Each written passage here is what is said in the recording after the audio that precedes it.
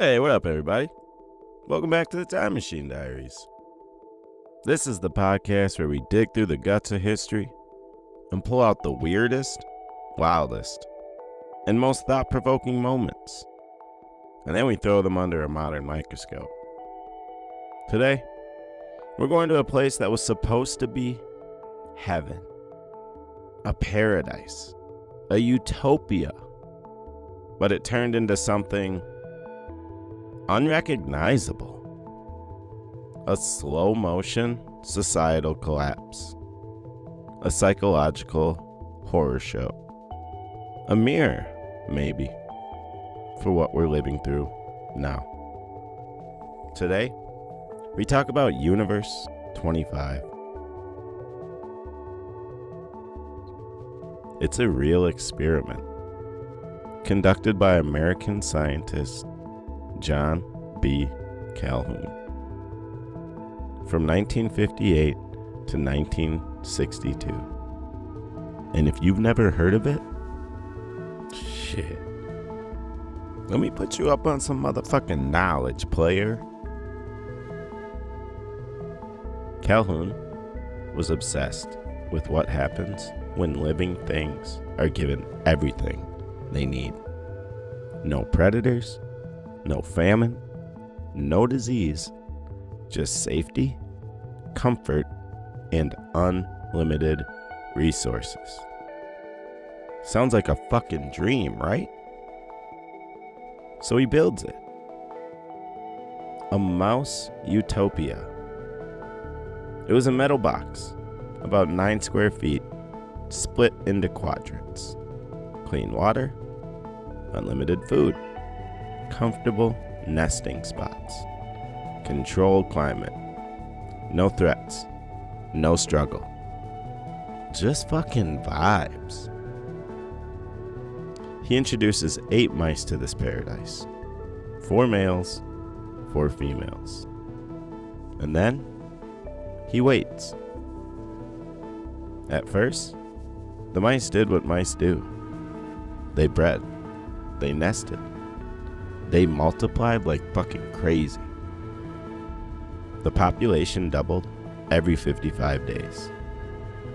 By day 315, there were over 600 mice. And that's when things started getting fucking weird.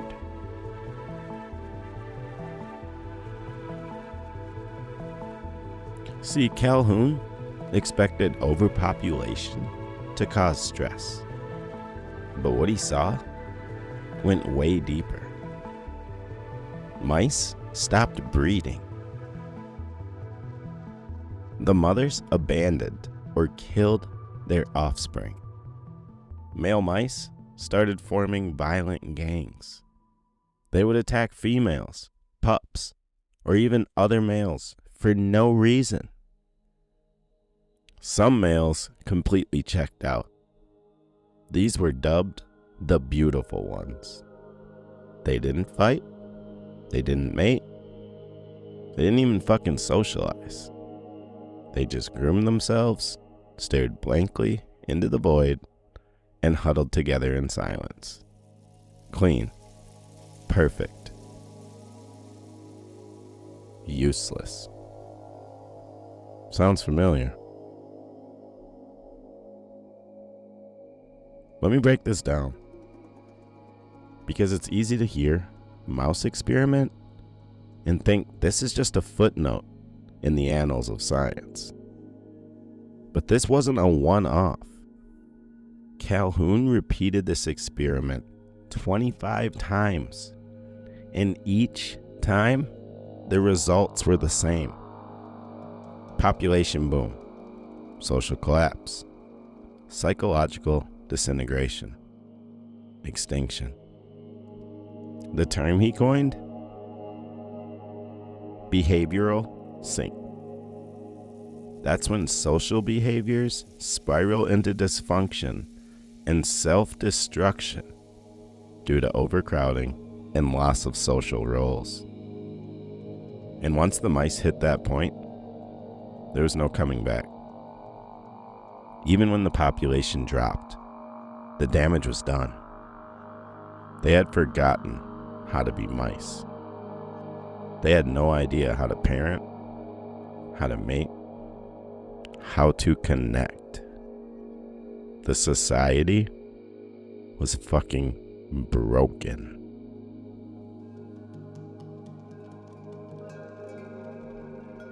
Alright, take a couple breaths. Here's the part where it gets really fucking uncomfortable. What the fuck does this have to do with us? Because Calhoun wasn't just studying mice. He was using them to model us. Humans, our cities, our societies, our future. Urbanization, isolation, meaningless routines.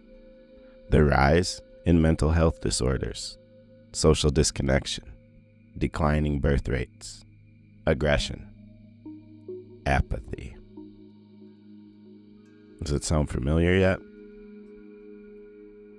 We build cities, stack people in tiny boxes.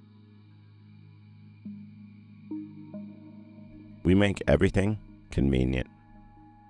We feed the algorithm.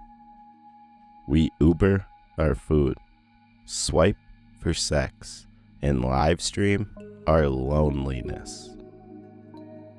We create a world where survival is easy, but living is harder than ever. And some of us become the beautiful ones. I'm not saying humans are mice. We are far more complex. But patterns are patterns. And this experiment taps into something primal. Something disturbing. What happens when you remove all struggle? When comfort becomes a cage? What happens when a society grows so big, so crowded, that the connections stop mattering? What happens when we forget how to be human?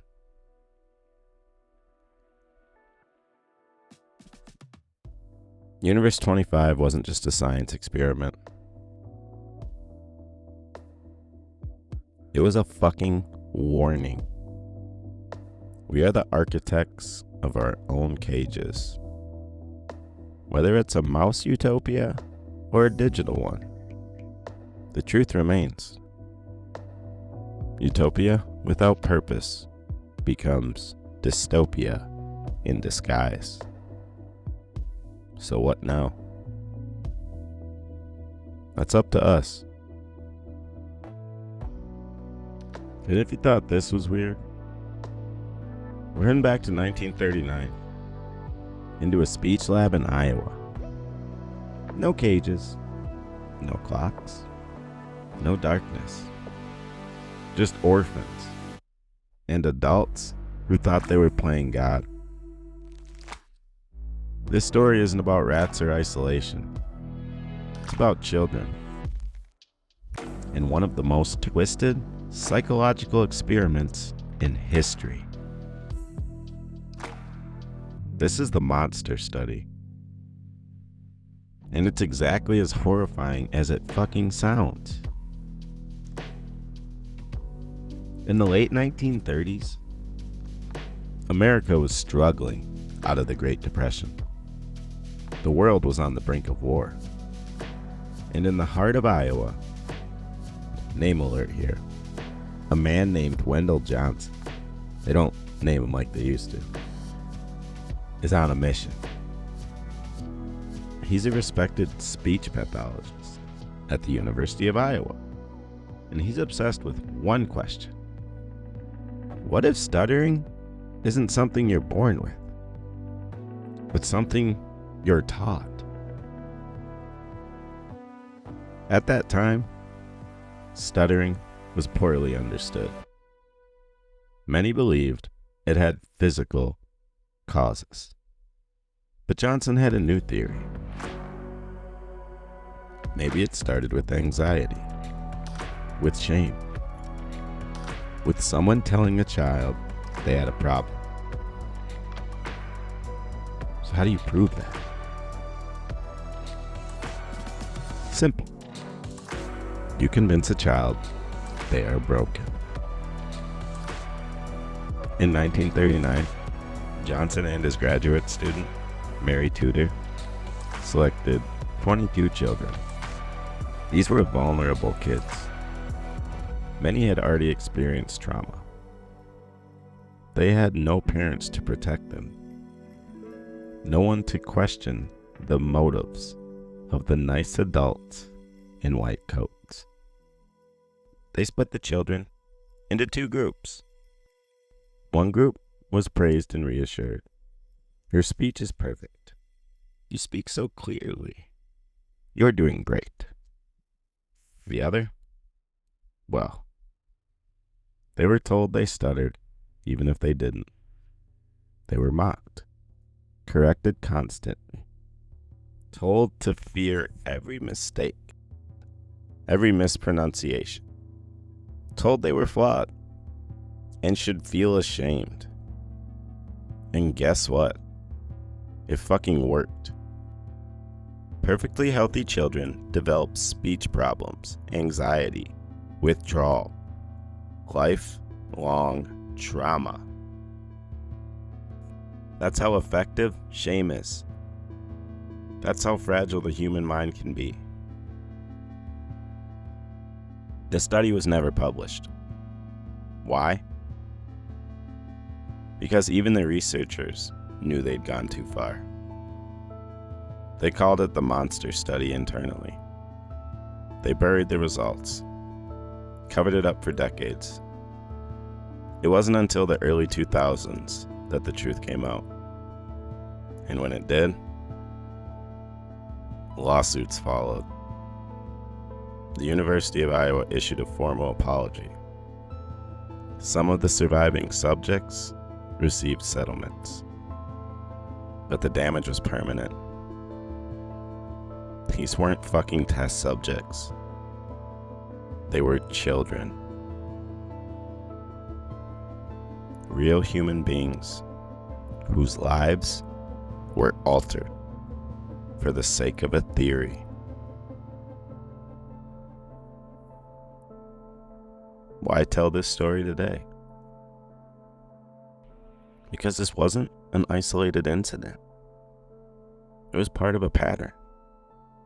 From the Tuskegee syphilis study to MK Ultra to the casual over-medication of children in foster care today. We've seen time and time again how institutions, under the name of science, or order, or progress, will experiment on the powerless.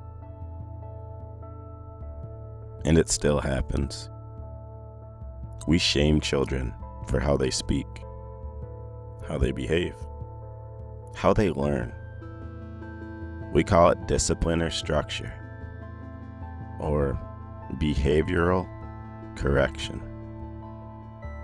But deep down, the echoes of the monster study still ring. Science is supposed to illuminate, but sometimes it casts shadows. The past isn't dead. It's just hiding in plain sight. And here's where we pivot. Because while Universe 25 is chilling on its own, what really messes with your head is what happens when you invert that scenario. Forget the overcrowded Utopia. Let's talk about solitary confinement. Let's talk about Maurizio Montalbini, the Italian sociologist who voluntarily spent over 400 days in a cave with no clock, no sunlight, no contact, just to study the human brain in isolation. He lost track of time Slept for 30 hours straight. Thought only 2 months had passed. And he volunteered for that. Now imagine being thrown into a cell the size of a closet, alone, for years. That's not an experiment. That's fucking policy. Places like the Cop prison in El Salvador, designed to break prisoners through absolute control and isolation. They are the real-life mirror of these experiments. Men packed in tight with no stimulation, no contact with the outside world. You're either a mouse in a broken paradise or a human left alone with nothing but your thoughts. In either way, what breaks isn't just the body, it's the soul. Whether we drown in others or starve in isolation, the lesson of Universe 25 is the same. We were never meant to be this disconnected. Not from purpose, not from struggle, not from each other.